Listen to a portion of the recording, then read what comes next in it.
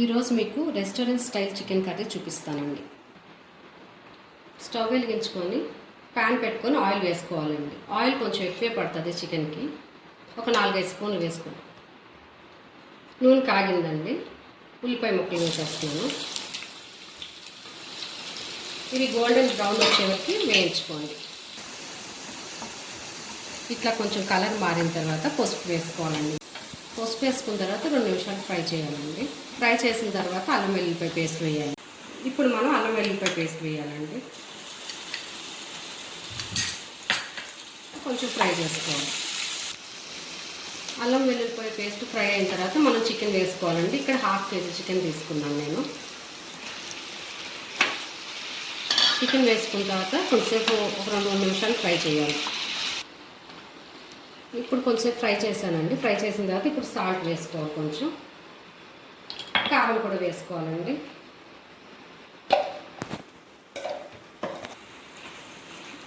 Salt కారం వేసిన తర్వాత ఒక 2 నిమిషాలు తిప్పుకోవాలి. ధనియాల పొడి 1 స్పూన్ వేయాలండి. జీలకర్ర పొడి ఒక 1/2 స్పూన్ వేయాలి. అది వేసేసి బాగా తిప్పుకోవాలి. ఒక 2 నిమిషాలు ఫ్రై చేసి మూత పెట్టుకోవాలండి.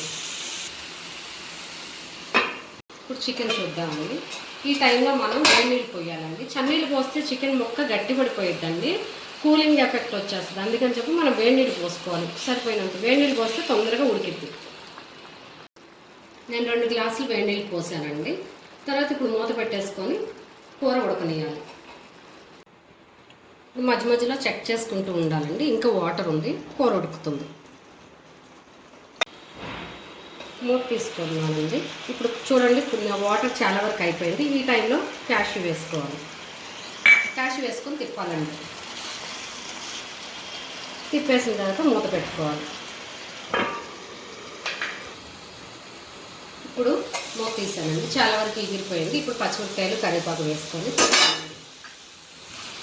తిప్పి ఒక 2 నిమిషాలు తిప్పాలండి. మూత పెట్టేసుకోవాలి. మూత తీసి చూసుకుందామండి. చాలా వరకు ఎగిరిపోయింది.